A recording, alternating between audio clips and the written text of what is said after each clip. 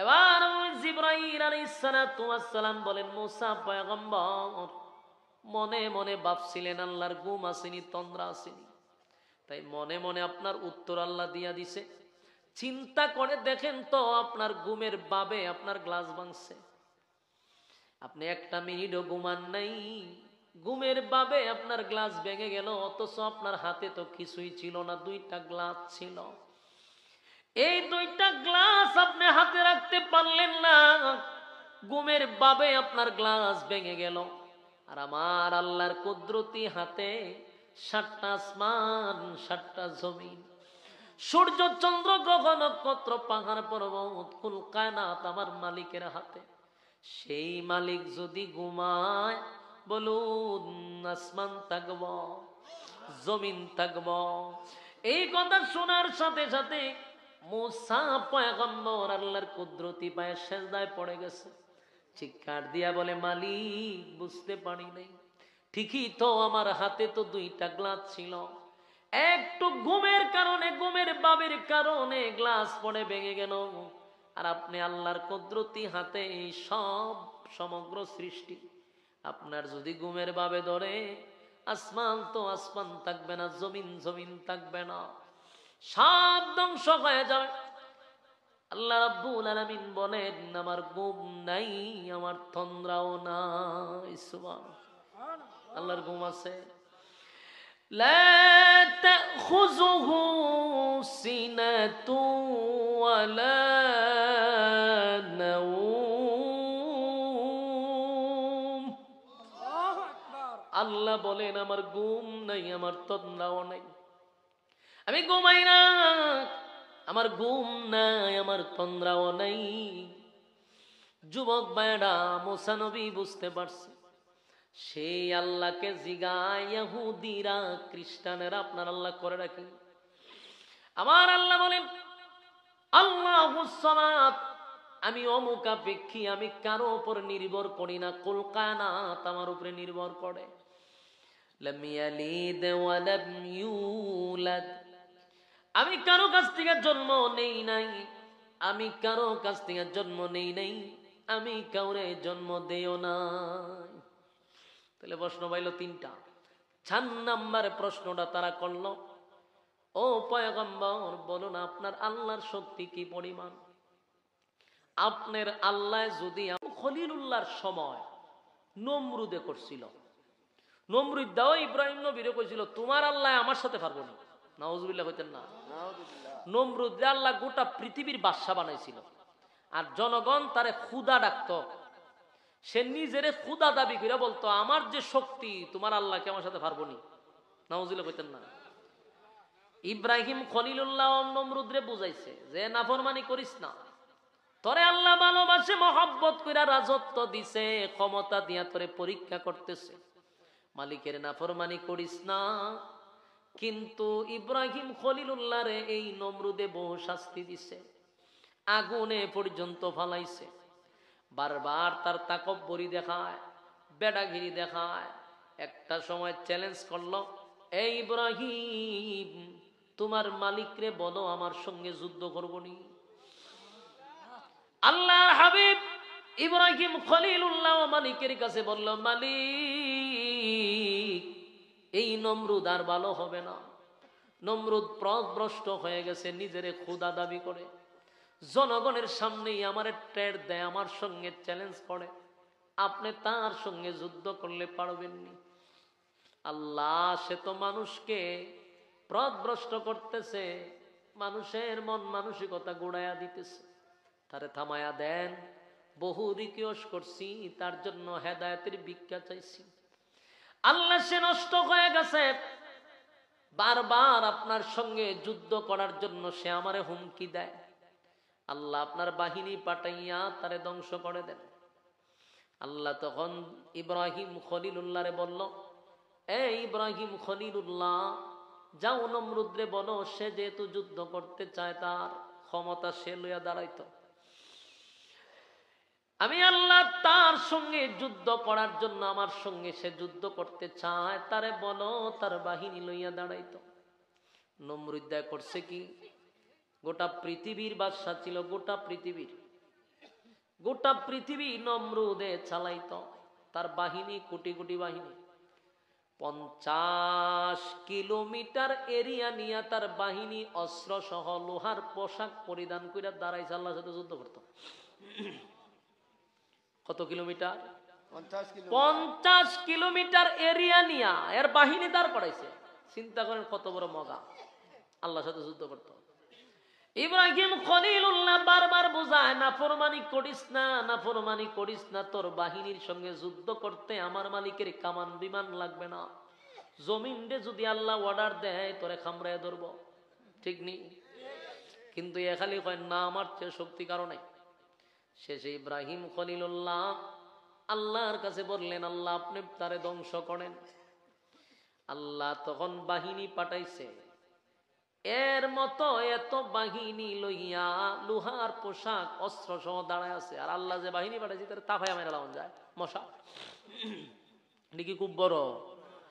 যাকে যাকে যাকে যাকে মশা পাঠাইছে সে তার জায়গার থেকে বারবার ইব্রাহিম খলিলুল্লাহরে জিগায়, ও ইব্রাহিম তোমার মালিক কি বাহিনী পাঠাইছে? ও পাঠাইতেছে। হ্যাঁ, বারবার তাকায় মনে করছে কামান বিমান লইয়া আসবো। কিন্তু আল্লাহ কয়, ইব্রাহিম উপরে বলো তারে তাকাইতে। উপরে তাকায়া দেখে কালো দুয়ার মতো শা শা করে কিছু যাকে যাকে নামতেছে। কাছাকাছি আসার পরে এই মশাগুলি তার বাহিনীরে অ্যাটাক করছে। এটা দুনিয়ার মশায় তো রক্ত খায়, আর আল্লাহ যে মশা পাঠাইছে এটি ভিতরে ডুইকা গুস্ত পর্যন্ত ফইলালায়। সাল দে দ এটার কিতা করা আপনারা সালনি সালনি মতো শরীর সাউলাই লিছে, বাটাইরে ফুড়া ফুড়া করে লিছে সবটিরে। সবগুলার লোহার পোশাকের ভিতরে ডুইকা এক একটারে কামড়ায়। মুহূর্তের ভিতরে 50 কিলোমিটার এরিয়ার বাহিনী মাটিতে শোয়াই লিছে। কয়েক মিনিটের ভিতরে শত শত বাহিনী মাটিতে শুয়ে গেছে। কারণ এটা একটারে মারলে 10টায় ভিতরে ঢুকে যাবে। সারা শরীর সাল্লায়া যেভাবে লাই এইভাবে ফলি ফলি করে লিছে। নমরুদ্দারে ধরছে না, সব টেরে সাইজ করছে। নমরুদ্দা ভয়ে দৌড়াইয়া গড়ের ভিত্তিকে ঢুকছে। সর্বনাশ, ছুডু ছুডু মশা হাজার হাজার বাহিনী মাইরা নিল, এ দৌড়াইয়া গিয়া ঢুকছে কোন ঘরের ভিতরে, চুপ করে বই রয়েছে।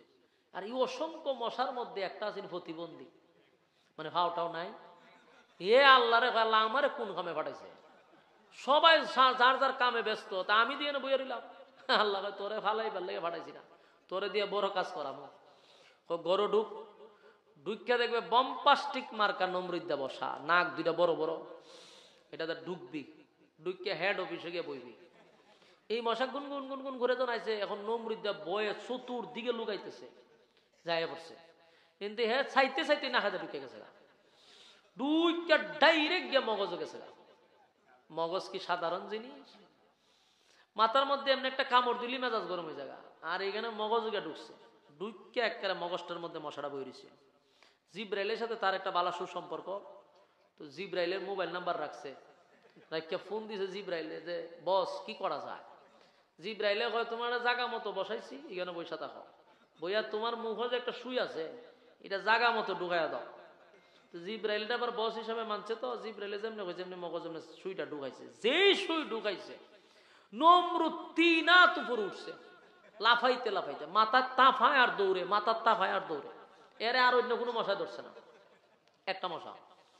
এখন মাথায় তাপায়, মাথায় বাইরে, ওয়ালও বাইরে, যেখানেও পারে এখানে মাথা দিয়ে হালে টাক পায়, কিন্তু ব্যথা তো সারে না।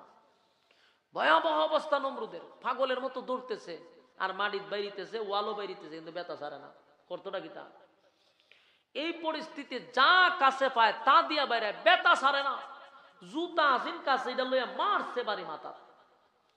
জিব্রাইলে কয় রে সুই বাইর কর। সুই যখন বাইর করছে ব্যথা একটু কমছে। এখন জুতার পয়সায় রয়েছে। এই জুতাটা বাড়ি দেওয়ার পরে ব্যথা ছাইরা দিল। এত কিছু দিয়া বাইরিলাম, ব্যথা ছাড়লো না। জুতার বাড়িয়ে ব্যথা ছাড়লো। নমরুদে মনে করছে জুতার মধ্যে কোনো ওষুধ আছে, কিন্তু আসলে কি ওষুধ না আল্লাহ বেজ্জতি করতো? আল্লাহ বেজ্জতি করার জন্য এই জুতার বাড়ি দিলে মশারে কইছে ছেড়ে দিবি, মশা ছেড়ে দেয়। এখন হে চুপ করে বসে জুতাটা লইয়া, যখন খামড় দেয় টাস করে বাড়ি মানে চাষ করে ছেড়ে দেয়। শেষে জিব্রাইলে তারা দায়িত্ব দেখেছে যে এই আপনার তোমার চাকরি, কতক্ষণ পরে সুই ঢুকাইবা, জুতাটা বাড়ি দিলে ছেড়ে দিবা। মশা কয় বস আমি পুরা চাকরি বুঝছি, আর কোনো টেনশন নাই। এখন কতক্ষণ পরে পরে সুই ঢুকায় আর জুতাটা বাড়ি দিয়ে ছেড়ে দেয়। আল্লাহ ডাইরেক্ট নমরুদরে মারছে না। কেন?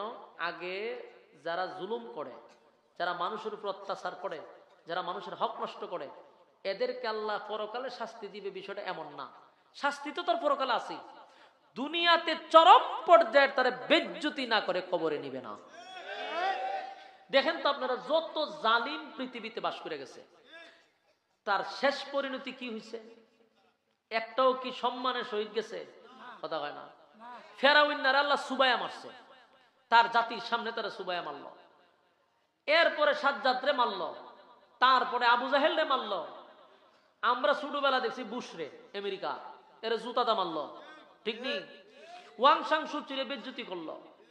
এরপরে আমরা যে আম্মা আছিন, আম্মাও কি ইজ্জতে সহিত যাইতারছে?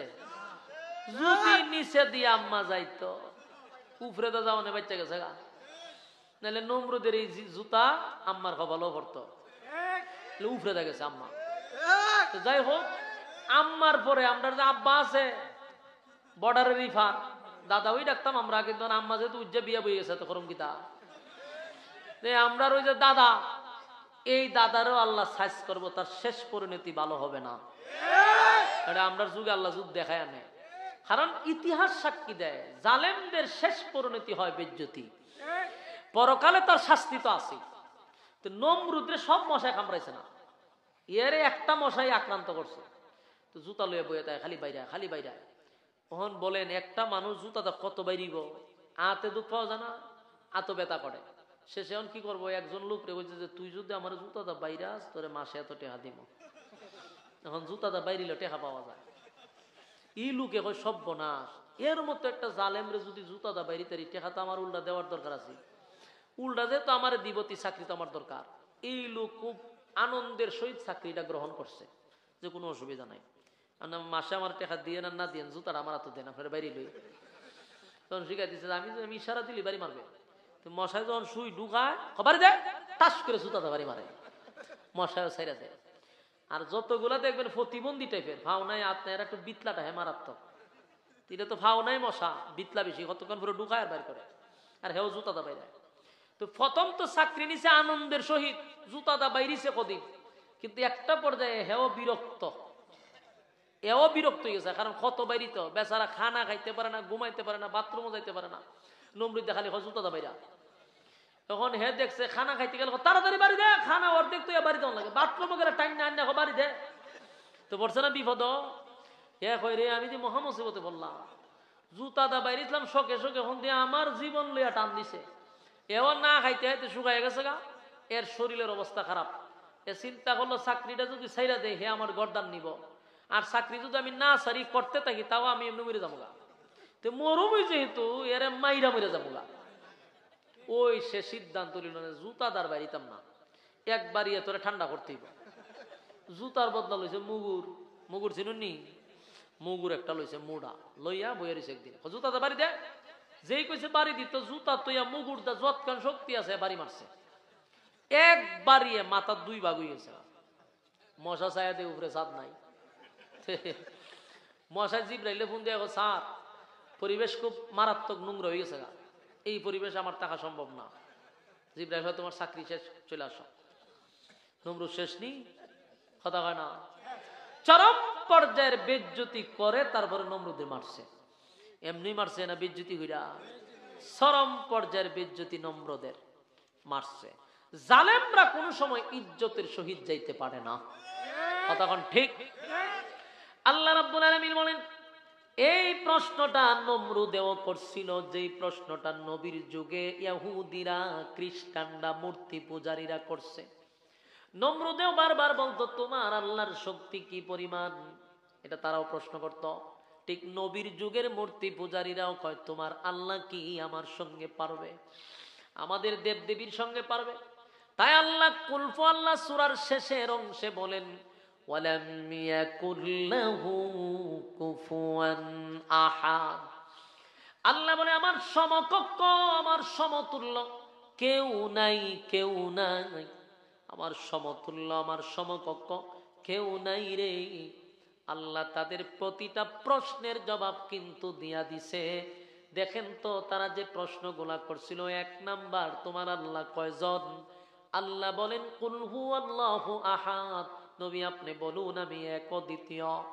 এরপরে আপনার আল্লাহ কি করে? আল্লাহ কয় আল্লাহুস সামাদ, আমি অমুকাপেক্ষী। 3 নাম্বার, তোমার আল্লাহ বিয়া শাদী করছেনি? আল্লাহ কয় লাম ইয়ালিদ ওয়া লাম ইউলাদ, আমি কারো কাছ থেকে জন্ম নেই নাই, কাউকে জন্ম দেই নাই। ওয়ালাম ইয়াকুল লাহু কুফুয়ান আহাদ, আমার সমতুল্য, আমার সমকক্ষ আর কেউ নাই। বলুন তারা যে প্রশ্নগুলা করছিল সেই প্রশ্নের জবাব কি তারা পাইছে? কথা কইনা দে আপনারা। তাহলে আপনারা প্রথম শুনলেন নাজিল হওয়ার কারণ, এরপরে শুনলেন তার সরল তর্জমা। এখন আসুন এই সূরাটার ফজিলত আমাদের জানা দরকার আছে না নাই? 3 নাম্বার হলো এই সূরার ফজিলত। এই সূরাটাকে বলা হয়, এই সূরাটারে বলা হয় কোরআনের 3 ভাগের 1 ভাগ। কেউ যদি এই সূরাটা একবার পড়ে গো, আমার মালিক তার আমলনামায় 10 পারার সওয়াব দেয়। 20 পার 2 বার পড়লে 20 পারা, 3 বার পড়লে 1 খতমের সওয়াব আমার আল্লাহ দিয়া দেয়। আমার যুবক ভাইরা, আমি তো মনে করি এই সূরাটা আমাদের জন্য একটা নিয়ামত, আমাদের জন্য একটা নিয়ামত। কারণ এই প্যান্ডেলে যারা আছেন, অনেক মানুষ আছে জীবনে একবারও কোরআন দেখে দেখে খতম করেন নাই। কথা হয় না? এমন মানুষ আছে কোরআন শরীফ দেখে দেখে 1 খতম আজ পর্যন্ত করতে পারেন না।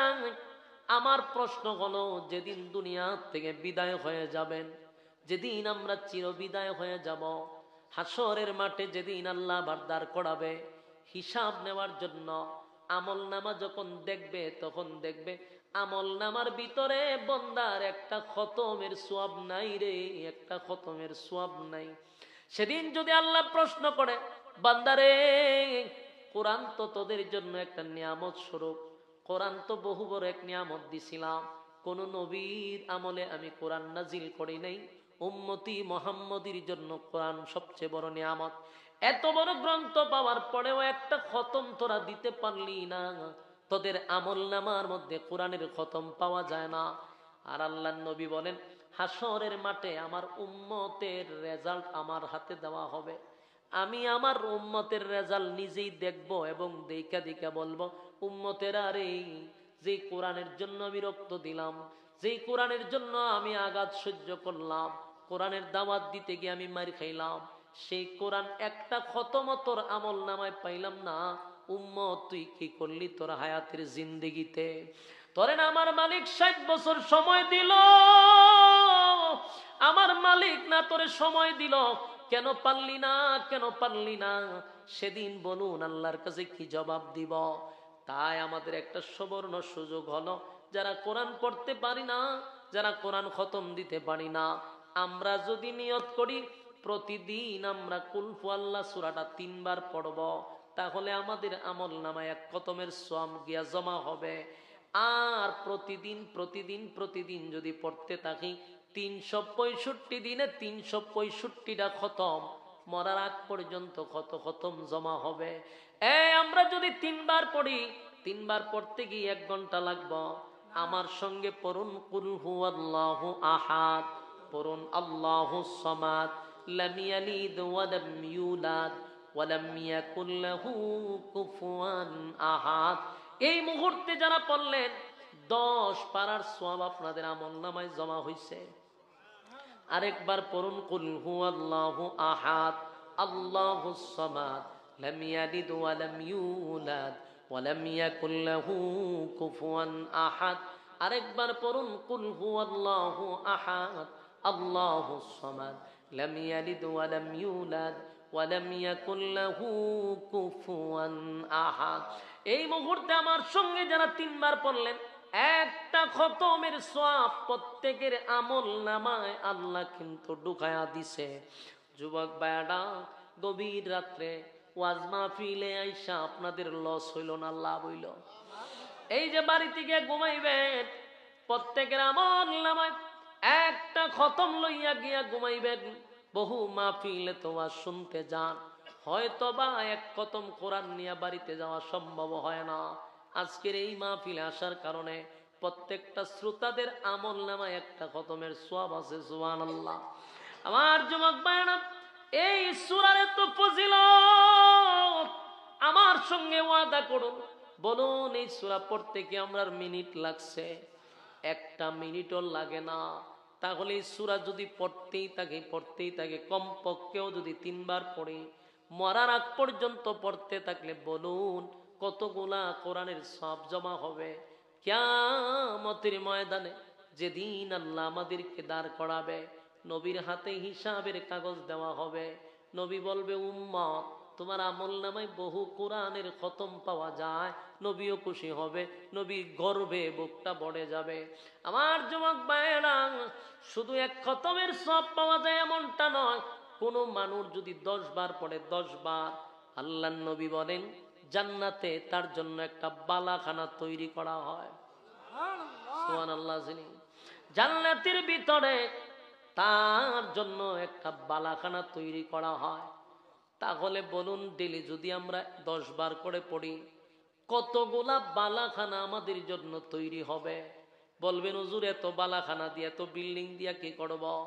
এই দুনিয়াতে 50 বছর বাঁচলে আমরা বাড়ির অভাব নাই, আর সেখানে মৃত্যু নাই, আমাদের কোনোদিন মরণ হবে না।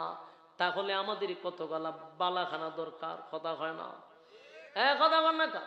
আমার যুবক ভাইয়েরা, আপনারা কি বিরক্ত হইতাছেন? ওডাওডি করতেছেন, খুব খারাপ লাগতেছে, ছেড়ে দিতাম। যুবক ভাইয়েরা, তাহলে 10 বার পড়লে একটা বালাখানা দিবে। আর আল্লাহর নবী বলেন কেউ যদি 100 বার মহব্বতে সূরা ইখলাস পড়ে রে প্রতিদিন, জান্নাতটা তার জন্য ওয়াজিব হয়ে যাবে। এই এত ফজিলত, এই সূরার এত ফজিলত। আর একটা ঘটনা শুনলে আশ্চর্য হবেন। আমার নবী যুদ্ধের ময়দানে গেছে যুদ্ধ করার জন্য, নিজেই সেনাপতি, সাহাবায়ে কেরামদেরকে লইয়া যুদ্ধ করতে গেছে। মদিনা থেকে বহু দূর দৌড়াইয়া গেছে যুদ্ধ করার জন্য। প্রায় 100 কিলোমিটারের উপরে মদিনার থেকে গেছে। হঠাৎ করে আল্লাহর নবীর কাছে জিবরাইল আইসা কয়, হুজুর আপনার একজন সাহাবী মারা গেছে, জানাজা আপনি নবীর পড়াইতে হবে। নবী বলেন কে রে মারা গেল?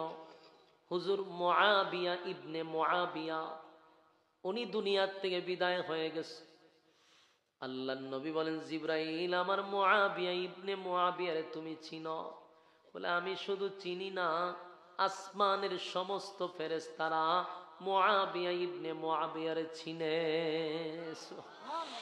আমার আল্লাহ আমারে পাঠাইছে আপনার কাছে, মুআবিয়ার জানাজা আপনার পড়াইতে হবে গো নবী, আপনার পড়াইতে হবে। নবী কয় জিবরাইল রে, আমি কই, মুআবিয়া কই? মুআবিয়া 100 কিলোমিটার দূরে, আমি যুদ্ধের ময়দানে। এখন যদি রওনা দিই 2 দিন লাগবে। যুদ্ধ করব কখন? মুআবিয়ার জানাজা কেমনে পড়াবো? জিবরাইল কই হুজুর টেনশন করার কোনো কারণ নাই, আপনি জানাজার জন্য প্রস্তুতি নেন, ব্যবস্থা আমি করব। আল্লাহ আমারে জানায়া দিছে। আল্লাহর হাবিব যখন জানাজার জন্য সাহাবায়ে কেরামদেরকে নিয়ে প্রস্তুতি নিল, জিবরাইল উদাও হয়ে গেছে। কিছুক্ষণ পরে নবীজি তাকায়া দেখে আকাশটা মেঘাচ্ছন্ন হয়ে গেছে। প্রচন্ড রুদ্র ছিল, কিন্তু এখন অন্ধকার হয়ে গেছে। পয়গম্বর আশ্চর্য হইয়া বলে ঘটনা কি? এতক্ষণ সময় প্রচন্ড রুদ্র ছিল, এখন কেন মেঘাচ্ছন্ন হয়ে গেল? এমনি নবীজি তাকায়া দেখে জিবরাইল আসমান থেকে নামতেছে। একা নয় 1,40,000 ফেরেশতার সাথে নিয়া চিৎকার দিয়া কোন সুবহান। আল্লাহর নবী বলেন জিবরাইল, বুঝলাম না এত ফেরেশতা কেন নামলো, আকাশটা কেন মেঘাচ্ছন্ন হয়ে গেল? জিবরাইল কয় হুজুর আকাশ মেঘাচ্ছন্ন হয় নাই, 1,40,000 ফেরেশতা লইয়া আমি আসছি যুদ্ধের ময়দানে, ফেরেশতাদের কারণে সূর্যের আলো দেখা যায় না। আহা, আবেগ বেশি হইলে যা সমস্যা হয়। আলোচনার মাঝখানে একটা টোকা দড়াইয়া দিছে, শেষ করতেছি। আমার যুবক ভাইরা, আল্লাহ রাব্বুল আলামিন 1,40,000 পয়গম্বর পাঠাইল। নবীজি বলেন মেঘাচ্ছন্ন কেন হইল? বলে মেঘাচ্ছন্ন হওয়ার পিছনে কারণটা হলো 1,40,000 ফেরেশতা নামছে, ফেরেশতাদের কারণে সূর্যের আলো দেখা যায় না। নবী কয় এত ফেরেশতা কেন? বলে নবী গো, ওই যে মুআবিয়া ইবনে মুআবিয়ার জানাজাটা পড়াবেন, আল্লাহ মুসল্লি পাঠাইছে জানাজার ময়দানে, যেন জানাজা পড়ানোর জন্য ওই জানাজার মুসল্লিরা এখানে দাঁড়াইতে পারে, এবং ফেরেশতা দিয়া আল্লাহ কাতার বন্দি করাবে। প্রথম কাতারে 70,000 ফেরেশতা দাঁড়াবে, দ্বিতীয় কাতারে 70,000, 1,40,000। আপনি জানাজা পড়াবেন, মুআবিয়া ইবনে মুআবিয়ার লাশ দেখা যায় না, আমি কেমনে পড়াবো? কোথায় মুআবিয়া, কোথায় আমি? নবী যখন জানাজা শুরু করলো, নবী তাকায়া দেখে নবীওয়ালা চক্ষু দিয়া মুআবিয়ার লাশ নবীর সামনে দেখা যায়। মুআবিয়ার লাশ নবীর সামনে দেখা যায় রে। আমার নবী জানাজা পড়াইলো যুদ্ধের ময়দানে, ফেরেশতারাও সেই জানাজার মাঠে উপস্থিত ছিল। নবীজি আশ্চর্য হইল, মুআবিয়ার এত সম্মান কেমনে বাড়ল? ফেরেশতারাও মুআবিয়ারে চিনে, মুআবিয়ার জানাজায় ফেরেশতা আসছে। আল্লাহর নবী যুদ্ধের ময়দানে চলে গেলেন। যুদ্ধ শেষে বাড়িতে গেলেন, গিয়া সর্বপ্রথম মুআবিয়া ইবনে মুআবিয়ার বাড়িতে গেছে, তার আত্মীয় স্বজনরে ডাক দিয়ে আনছে। এই তোমরা বলো না আমার মুআবিয়ার কি এমন আমল ছিল? মুআবিয়া এমন কি করত যার জানাজায় 1,70,000 ফেরেশতা আসে রে? কি এমন আমল মুআবিয়া করত? সবাই বলল হুজুর এমন কোনো আমল না। মুআবিয়া যখন অবসর পাইত, মুআবিয়া যখন একা থাকত, অনর্থক কথা বলতো না, বেহুদা কথা বলতো না। মুআবিয়া সময় পাইনি কুল হুয়াল্লাহু আহাদ আল্লাহুস সামাদ লাম ইয়ালিদ ওয়া লাম ইউলাদ ওয়া লাম ইয়াকুল লাহু কুফুয়ান আহাদ। এই সূরা পড়তে থাকতো। এবার এই সূরার কারণে আল্লাহ তার এত সম্মান মর্যাদা বাড়ায়া দিছে। এই যুবক ভাইরা, মুরব্বী বাবারা, সূরাটা অনেকেই পারেন। অনর্থক কথা না বইলা যদি আমল করতে থাকি, এই আল্লাহ এখনো আছে না নাই? কোরআনের সূরা আছে না নাই? আমিও আছি, কোরআনও আছে, আল্লাহও আছে। তাহলে এখনো যদি পড়ি আমার আল্লাহ সেই সম্মান দিবে কিনা? এই সম্মান আমরাও পাবো।